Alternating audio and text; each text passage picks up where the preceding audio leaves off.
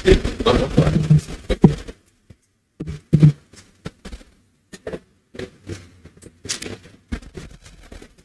8 nah. 8 lah. Oh. Bab 8.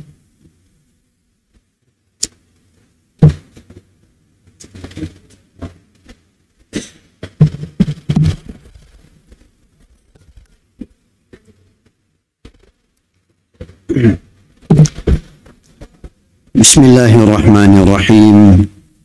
Assalamualaikum warahmatullahi wabarakatuh. Alhamdulillahi rabbil alamin. Wassalatu wassalamu ala sayyidil anbiya'i wal mursalin wa ala alihi wa sahbihi ajma'in. Asbahna ala fitratil Islam wa kalimatil ikhlas wa ala dini nabiyyina Muhammadin sallallahu alaihi wasallam wa ala millati abina Ibrahim hanifa wa ma kana minal musyrikin. Alhamdulillah, kita mensyukur pada Allah Subhanahu wa taala dengan izinnya sama-sama dapat menunaikan kewajiban yang telah difardukan kepada kita dan seterusnya sama-sama berada dalam majlis ilmu, mudah-mudahan bermanfaat untuk kita, untuk dunia kita dan untuk akhirat kita. Jadi kita sambung cara-cara atau jalan yang dilakukan oleh syaitan atau iblis untuk menyesatkan manusia. Ya. Yang seterusnya ialah yang ketujuh, mendedahkan aurat dan menzahirkannya. Allah Subhanahu wa taala berfirman, "Fawaswasa lahuma asyaitanu liyubdiya lahuma ma wuriya anhuma min sawatihima." Lalu syaitan, yakni iblis, membisik-bisikkan pikiran jahat kepada keduanya, yakni Adam dan Hawa, supaya terbuka aurat kemaluan kedua-duanya yang tertutup itu. Manusia yang membuka dan mendedahkan aurat, terutama di kalangan wanita, adalah disebabkan terpengaruh dengan was-was dan hasutan syaitan. Mendedahkan aurat adalah tujuan utama syaitan untuk mewas-waskan anak cucu Adam. Oleh yang demikian, semua anak Adam terutama golongan wanita hendaklah berhati-hati supaya tidak terjerembab dengan tipu daya syaitan dengan mendedahkan aurat mereka. Umat Islam berkewajiban mengambil berat tentang persoalan aurat kerana ia menjadi satu tuntutan di dalam Islam. Perkara ini tidak diberi penekanan dalam agama lain dan mereka tidak dilarang untuk mendedahkan aurat di khalayak ramai. Jadi kalau kita lihat, salah satu di antara jalan syaitan untuk menjerbakkan manusia dalam dosa ialah dengan mendedahkan aurat. Jadi salah satu yang dilakukan oleh iblis kepada Nabi Adam AS dan Hawa itu dalam syurga, sebagaimana yang telah kita bincang di awal-awal dulu tentang bagaimana dia menghasut Adam dan Hawa makan buah tadi. Kan? Fawaswasa. Apa maksudnya? Dia menimbulkan daripada perasaan si mau kepada mau kasih. Ya was-was. Macam kita nak beli barang bah. Mula-mula kita si teringin nak beli. Tapi setelah kita dengar promosi tadi, kan, cerita dengan kita, dulu harganya 100, tu tinggal RM30, kan. Kualitinya kedai ni, kan. Kita pun daripada mula saya dah terfikir nak beli, kepada melisi. Ya was-was. Artinya, dia salah satu bentuk was-was. Jadi akhirnya kita jadi nak beli. Kan. Ya, orang datang ke rumah kah, promosi melalui orang telefon kita kah, kan. Ya. Kadang-kadang kita contohnya orang jual insurans, kan. Ya, telefon. Mula-mula saya terfikir nak beli pun. Tapi bila nyebut, namun kita kedatuk, gini kita nak cover kita pun. Kan, kita pun mulai minat. Benar juga, kan. Pasti ya, belisi, kan. Ayah fawaswasa. Jadi iblis tadi datang kepada Adam dan Hawa, ya. Seperti yang dah kita terangkan sebelum tu, menimbulkan Adam dan Hawa tidak terfikir pun nak melanggar larangan Allah. Nak makan buah larangan yang pokok yang Allah larang mereka untuk mendekatinya. Ya. Tapi iblis menimbulkan was-was. Amun kita dua makan buah tu, kita dua akan kekal. Kita dua akan diam dalam syurga, asyik keluar lagi. Karena kita dua tu asalnya nak diciptakan untuk diturunkan ke bumi. Di bumi susah. Nak makan susah, nak minum susah, nak rumah kena buat sendiri, pakaian kena buat sendiri. Sedangkan di dalam syurga tu semuanya ada. Kan? Jadi mulai Adam dan Hawa terfikir, benar juga. Kan? Ya. Mun makan buah tu jadi malaikat sit, perlu turun ke dunia lagi. Senang aja. Jadi akhirnya dengan tipu daya iblis tadi mereka makan buah tersebut. Jadi apa perkara di antara perkara yang terjadi setelah mereka melanggar larangan Allah, pakaian syurga mereka terbuka. Ya, terdedah aurat mereka sehingga mengambil daun-daun yang ada dalam syurga untuk menutupi aurat mereka. Jadi salah satu iblis dalam menyesatkan manusia itu ialah supaya kita tidak menjaga aurat. Ya. Supaya kita tidak menjaga aurat, sebab aurat itu merupakan satu yang menjadi fitrah kepada manusia untuk menutupinya. Sehingga Adam dan Hawa ketika dalam syurga, bila tertanggal pakaiannya tadi, pakaian syurga, mestinya nandah dirinya telanjang saja, bukan? Ya, maka mereka mengambil daun-daun untuk menutupinya. Jadi tujuannya ialah supaya kita manusia itu terdedah kepada dosa. Sebab kita dalam Islam, kita ada aurat kita, bukan? Sehingga dalam semayang melibatkan sah tak sah semayang kita, salah satu syarat sah salat ialah menutup aurat. Kan? Yang ke-8, meminda dan mengubah agama Allah.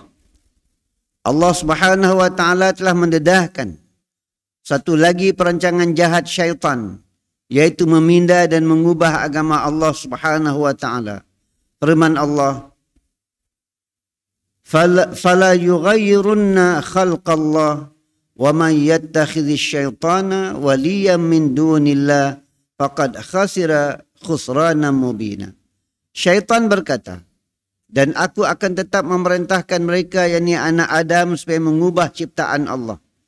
Mereka itu mengubah kejadian yang telah Allah ciptakan dari agama Allah yang sebenarnya ke agama palsu. Dan sesiapa yang mengambil syaitan menjadi pemimpin yang ditaati selain Allah, maka sesungguhnya rugilah ia dengan kerugian yang nyata. Syaitan nyuruh kita tu untuk mengubah apa yang telah Allah ciptakan. Satu, orang mengubah rupa dirinya pun. Allah jadikannya lelaki, nya nak berubah jadi perempuan. Kan? Ya. Jiwa lembut atau watak lembut, ya, satu hal yang lain. Ada orang memang lahir dalam keadaan wataknya lembut. Ya, sisi salah. Kan? Ya.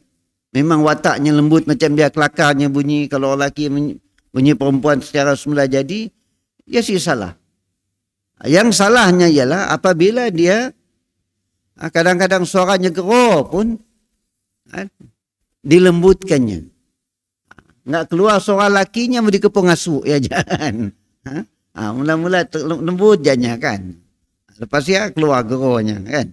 Ya. Kemudian merubah keadaan dirinya dengan pakaiannya, dengan hiasannya, kan?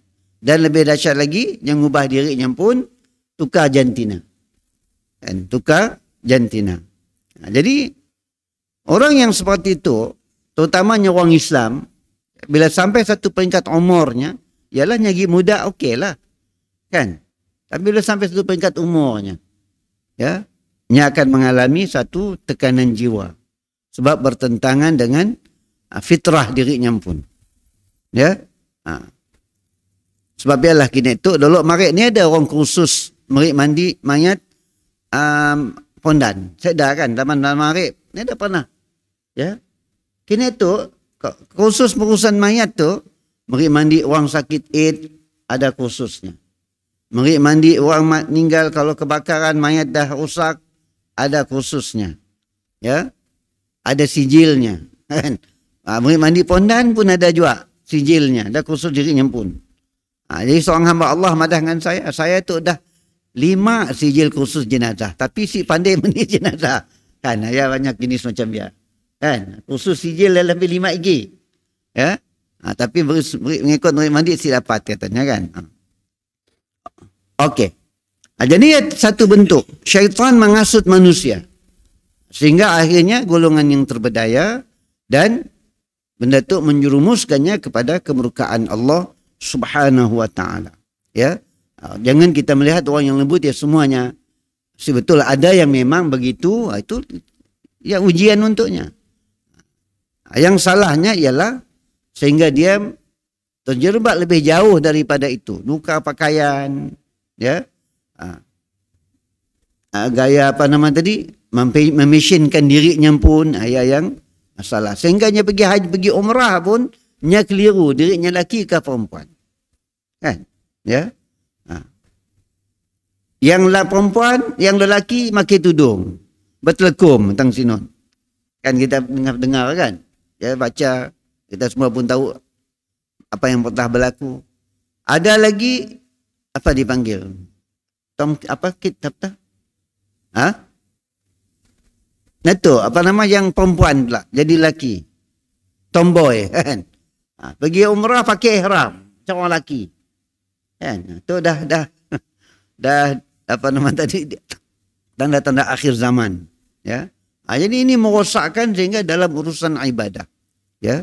Dia rasanya pergi ibadah tanpa disedari, dia menambahkan lagi maksiatnya kepada Allah dan mencabar ataupun mempermainkan hukum-hukum Allah Subhanahu wa ta'ala. Ini termasuk syaitan. Ya. Kemudian mengubah hukum-hukum Allah. Ya. Mengatakan bahawa hukum Allah itu sesuai dengan kehidupan manusia. Ya. Atau kita pun dalam apa nama tadi, peraturan-peraturan yang Allah tetapkan, contoh dalam bab faraid. Kan, pembagian harta pusaka. Ya. Yang perempuan madah kami mau sama rata, si adil. Kan? Ya. Itu hukum faraid yang telah Allah tetapkan. Kalau nak bagi sama rata juga, adik-beradik lelaki mesti bersetuju melepaskan hak-haknya. Kan? Contohnya kita adik-beradik, okey, kerana kita adik-beradik tu sama-sama susah. Kan? Kakak-kakak kita dulu waktu kita pergi kecil, mak bapak kita pun susah. Dah kerja nolong kita, membiayai kita. Macam ni pun kita harta tu kita jadikan satu, artinya yang lelaki melepaskan haknya dan kita bagi sama rata. Ya boleh. Syaratnya yang lelaki mesti reda melepaskan haknya. Dirondeng ke? Boleh. Ya. Tapi kalau dibagi tanpa keredaan salah satu seorang waris lelaki tadi, maka yang lain yang mengambil hak orang lain. Yang mesti boleh. Kan? Ya. Jadi bila mana Allah menentukan faraid tadi, Allah Maha mengetahui.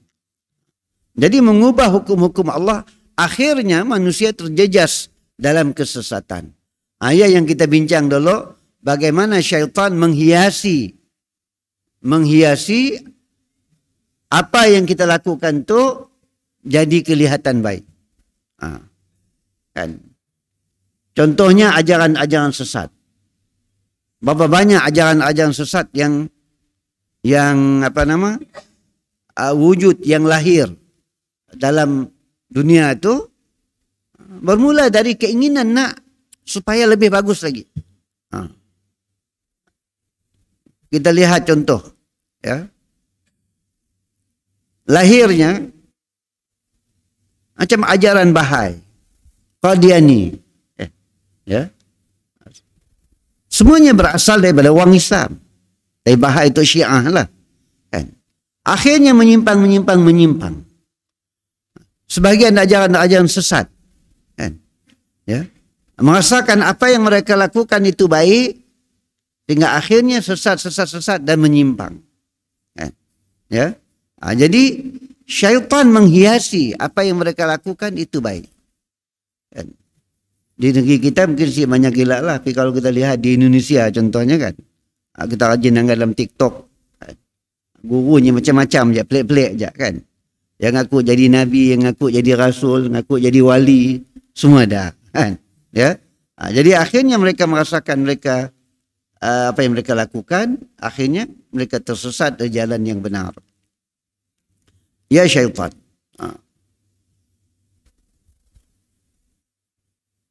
Kesembilan, mengadakan fitnah dan kerosakan dalam hidup.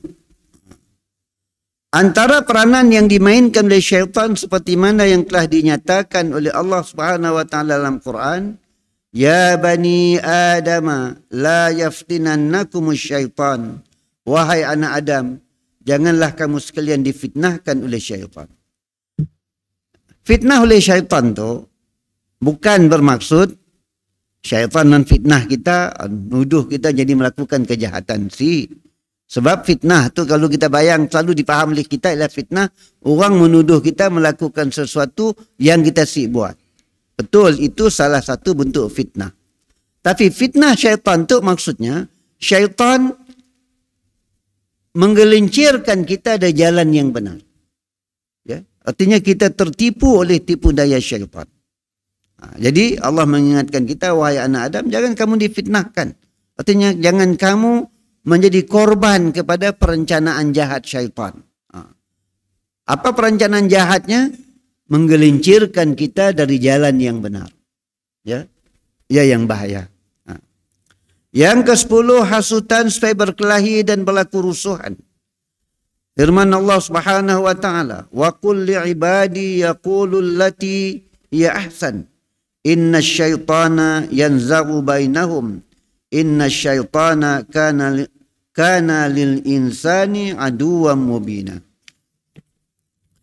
Maksudnya, dan katakanlah, wahai Muhammad, kepada hamba-hambaku yang beriman, supaya mereka bercakap dengan yang lainnya dengan kata-kata yang baik, terutama kepada orang-orang yang menentang kebenaran. Kerana sesungguhnya syaitan itu sentiasa menghasut di antara mereka, yang mukmin dan yang lain, supaya berkelahi melalui perkataan-perkataan yang jahat dan kasar. Sesungguhnya syaitan itu adalah musuh yang amat nyata bagi manusia. Jadi syaitan, di antara jalan syaitan lagi untuk menyesatkan manusia itu ialah dia suka menimbulkan pergaduhan. Ya. Sebab ayat itu Allah Ta'ala nyuruh kita, nyuruh Nabi kita Muhammad sallallahu alaihi wasallam mengingatkan kita orang-orang yang beriman supaya bercakap dengan perkataan yang baik. Kan? Bukan hanya sekadar dengan sesama kita, artinya sama mukmin, sama-sama orang yang beriman, yang beramal salih. Bahkan dengan penentang-penentang pun kita disuruh bercakap dengan perkataan yang baik. Ya. Sebab perkataan itu lah yang banyak menimbulkan sakit hati. Kadang-kadang kita tengah kelakar, rancak. Kan? Baik kelakar hal politik. Kan? Lagi-lagi kita kelakar dengan orang yang serba tahu. Kan? Ya? Tangnya aja betul. Kan? Ya? Ya bahaya. Kan? Kadang-kadang bila nyenengah kelakar kita nak ngalah kelakarnya, hanya akan cari perkataan yang pakai ngenak kita lagi. Lalu kita sakit hati. Syaitan. Kan? Itu tipu daya syaitan. Ya? Sehingga lepas dia berlakulah kecil hati. Kan? Maju. Mulai berkelahi. Seorang enok seorang, seorang enok seorang. Ya? Akhirnya kita mengumpat. Ya? Nah, bila dah nganok-senganok di belakang kan ngumpat. Ya? Kemudian mulai cerita macam ni nak memburukkan, nak fitnah. Kan? Ya? Jadi itu yang dikehendaki oleh syaitan. Sebab itu Allah menyebutkan dalam ayat itu apa dia? Inna syaitana yanzughu bainahum. Syaitan tu menimbulkan dalam hati mereka tu perasaan si puas hati satu sama lain. Hasil dari berkelakar tadi. Kan? Kadang-kadang kita kelakar, kita sedar, boleh menyebabkan ruang terasa di sindir kita. Ayat pun bahaya. Menyebabkannya sakit hati, menyebabkannya apa namanya tadi, boleh menimbulkan pergaduhan di antara orang ya tadi. Sebab Sebab itu Allah mengatakan kita jaga perkataan yang kita nak ucap. Ya. Terdapat sebuah hadis Rasulullah sallallahu alaihi wasallam yang diriwayatkan oleh Abu Hurairah radhiyallahu anhu. Rasulullah sallallahu alaihi wasallam telah didatangi seorang lelaki yang minum arak. Lalu baginda bersabda, pukulkan dia. Satu hari ada orang yang minum arak ditangkap oleh para sahabat, dibawa depan Nabi sallallahu alaihi wasallam. Dibawa saksi dan dah ada bukti. Ya. Nabi sallallahu alaihi wasallam si nerima aduan kalau saya ada bukti. Kan tangkap kami nangganya minum arak malam tadi. Mbak, belum tentu dibicara dulu. Jadi tu tadi memang dah disahkan, dah dibuktikan minum arak. Kan? Tu orang Islam. Sebab orang kafir Nabi si hukumnya. Kan? Tu orang Islam. Artinya zaman sahabat pun ya sahabat manusia. Tapi tentulah iman mereka jauh lebih baik dari iman kita, bukan? Jadi Rasulullah mengatakan pukulkan dia. Sebab hukuman bagi orang yang minum arak itu berapa? Sebatan 40 rotan. Kan? Pukul. Abu Hurairah berkata sebagian kami telah memukulnya dengan tangan dan ada yang memukul dengan kasut, ada yang memukulnya dengan kain. Ya, macam-macam lah. Apa yang ada di tangan kayaknya malu. Kan? Setelah selesai memukul, salah seorang dari kami berkata, Allah telah menghina kamu. Lalu Rasulullah sallallahu alaihi wasallam bersabda, janganlah kamu berkata kepada saudaramu seperti demikian itu. Janganlah kamu sekalian membantu syaitan. Dalam satu riwayat yang lain pula Rasulullah sallallahu alaihi wasallam bersabda, janganlah kamu menjadi pembantu syaitan ke atas saudaranya kerana Allah telah menghina kamu. Karena ia akan sampai ke tujuan syaitan. Dari saudaramu itu ini syaitan menghendaki supaya kamu menghina saudaramu. Bahkan Nabi melarang, negur seorang sahabat tu bila kawan tadi orang yang tadi dah ditangkap minum arak kemudian dipukul, kan tentulah hanya perli. Allah menghina kamu, artinya menghina kamu. Rahsia kamu minum arak terdedah, semua orang tahu dan kamu dipukul di hadapan orang ramai. Ya, kalau ikut macam penghinaan lah. Tapi sahabat tadi bila mengatakan Allah menghina kamu, Rasulullah negurnya. Jangan kamu bercakap demikian sebab bilanya dah dihukum, nya bertaubat kepada Allah, nya akan beroleh kemuliaan. Ya. Bila kamu mengucap perkataan seperti itu, kamu membantu syaitan, apa dia? Kawan tadi baru nak insaf bila dengar perkataan tadi, si jadi nak taubat, marah, kan? Ataupun akan menimbulkan dendam. Orang yang mengucap perkataan dia tadi, orang yang kena ucap tadi, orang yang melakukan ni dendam. Jaga kau. Hari tu kau ngana aku, satu hari kelak ada balasan kau. Kan? Rasulullah kata jangan. Sebab kamu membuka ruang pintu kepada syaitan untuk menimbulkan perselisihan hati. Sebaliknya, katakanlah kata-kata yang baik. Mudahan Allah mengampuni kamu. Mudahan Allah memberi petunjuk kepada kamu. Kan? Jadi kan lebih bagus. Ya, kita kadang-kadang kan minta maaf lah. Kita kadang-kadang contohnya nemu orang mencuri duit tabung. Kan? Memanglah salah. Kan? Ya, kita nak ngajarnya sikit ada masalah. Tapi lebih baik diiringi dengan doa. Mudahan Allah bagi kamu hidayah. Mudahan kamu dapat petunjuk. Mudahan kamu Allah menolong kamu berhenti dari perbuatan tu. Itu lebih baik. Daripada kita nyumpah seranahnya. Dah ada duit lain lagi kau nak kau curi. Menyawab kita. Dah nang ada tempat lain lagi. Situ nak senang cari duit. Kat tabung nang tahu ada duit katanya kan. Nakkah kita pun lagi sakit hati. Bila sakit hati, nang dah sakit hati nang gak nyencuri tak nak. Dijawabnya lagi sakit hati, junjung datang tangan, datang kaki kita. Salah hari bulan kawan yang mati, kita lagi si pasal-pasal kena gari kan. Ini yang dikendaki oleh syaitan, yang akan menimbulkan apa namanya tadi perselisihan atau menimbulkan perselisihan di kalangan manusia tu. Manakala dalam riwayat lain pula Rasulullah SAW bersabda, akan tetapi berdoalah kamu kepadanya, karena telah bersalah wahai Tuhanku, ampunilah baginya, wahai Tuhanku, curahilah rahmatmu kepadanya. Sebaliknya, doakan keampunan, hidayah untuknya. Kan, yang tahu hari itu yang curi di tabung masjid, suatu hari nanti dia jadi seorang yang baik. Kan? Ya? Doakan kebaikan daripada kita mendoakan keburukan untuknya dan lepasnya terus jadi orang jahat dan terus menyusahkan kita. Ya, itu yang curi duit masjid, kita nganuknya, lah matinya nangga muka kita, jaga kita, lepas tu pun cari rumah kita tanya. Jadi doakan kebaikan. Ramai dari kalangan para pendakwah yang tidak memahami tentang fiqh dakwah an-nabawiyah, seperti mana pendekatan dakwah yang telah diambil oleh Rasulullah sallallahu alaihi wasallam seperti yang diceritakan dalam hadis tersebut. Sikit lagi ialah bila kita maki hamun tadi, memang syaitan nak orangnya sesat. Memang syaitan nak orangnya sip bertaubat.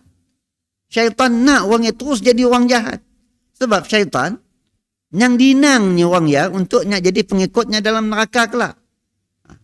Jadi bila kita tadi mengungkap perkataan yang tidak baik, menjadikannya untuk terus jadi jahat, maka kita sebenarnya, kata Nabi tadi, menjadi pembantu syaitan. Jadi pembantu syaitan. Ayah kita kena ingat. Sebaliknya, doakan untuk dia mendapat hidayah. Doakan dia untuk mendapat petunjuk. Ya, kadang-kadang berapa ramai orang yang asalnya terjerbat dalam pelbagai kejahatan, kejenayah, tapi barangkali dengan doa orang, dengannya ada orang yang mendoakan kebaikan, suatu hari dia jadi orang baik. Dan itulah yang kita nak. Kalau dia jadi orang yang baik, mudah-mudahan dia jadi orang yang bermanfaat kepada kita. Kalau dia bertaubat, Allah mengampuni dosanya, kita matinya semayang jenazah kita sih tahu kemungkinan doanya yang mustajab. Jadi ini kita diajar sebenarnya. Ini tu orang selalu mengajar tentang fikiran positif. Ada benda yang kita melihat, melakukan supaya lebih menjadi positif. Mendoakan orang-orang yang bersalah tadi, terjerbat dalam maksiat untuk beroleh petunjuk. Para pendakwah tidak punya sifat sabar terhadap tindakan-tindakan yang diambil oleh mereka yang menolak dan menentang dakwah mereka. Mereka hendaklah mempunyai sikap lemah lembut terhadap orang yang menjadi sasaran dakwah mereka. Mereka hendaklah semua berdoa, mendoakan keampunan, hidayah dan rahmat Allah kepada sasaran dakwah tersebut.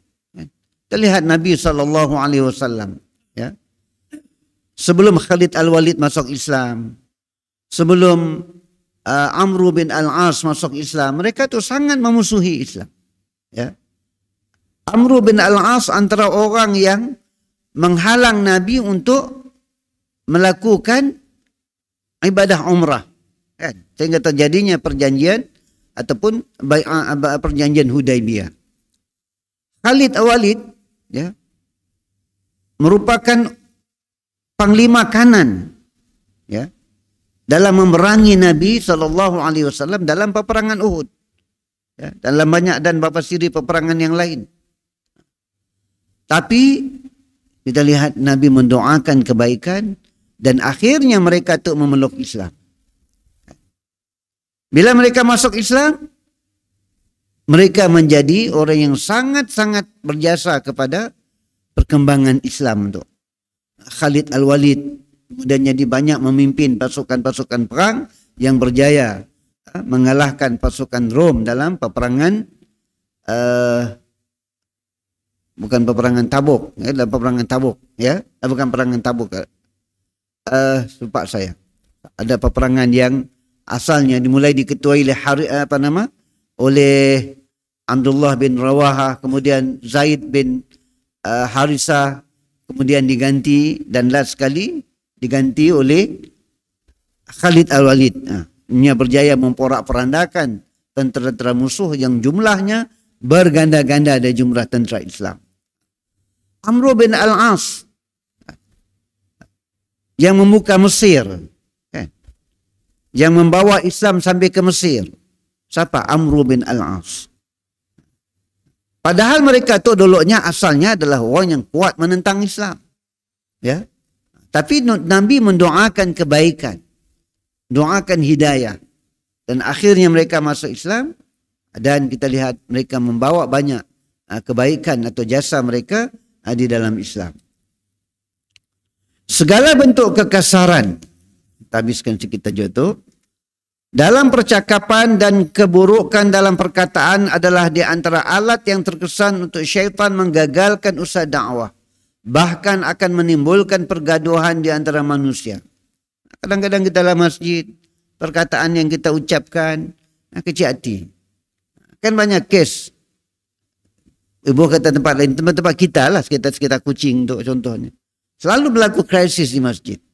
Bila mesyuarat, si 2-3 nak mengungkapkan perkataan yang menyakiti orang. Kan? Menimbul. Kadang-kadang kecil hati orang suruh turun masjid. Ada pindah masjid lain, ada juga. Transfer masjid lain, ada juga kan. Yang si suka masjid tu, jadi masjid. Alhamdulillah. Kan? Tapi ada yang sampai si mau lagi turun. Kan? Padahal jaga perkataan kita. Kan? Supaya tetap persaudaraan tadi tidak menimbulkan perpecahan hati tadi, ya. Firman Allah Ta'ala, wa imma yanzaghannaka minasyaitani nazghum fasta'iz billah innahu was-sami'ul 'alim. Jika engkau wahai Muhammad dihasut oleh satu hasutan dari syaitan. Syaitan hasut kita. Ya. Tok peluang kau nak nganuknya, tok peluang kau nak ngentamnya. Kan? Depan orang kami itu, kan? Saknya malu. Kita puas hati. Itu hasutan syaitan. Jadi apa kata Allah? Fasta'iz billah.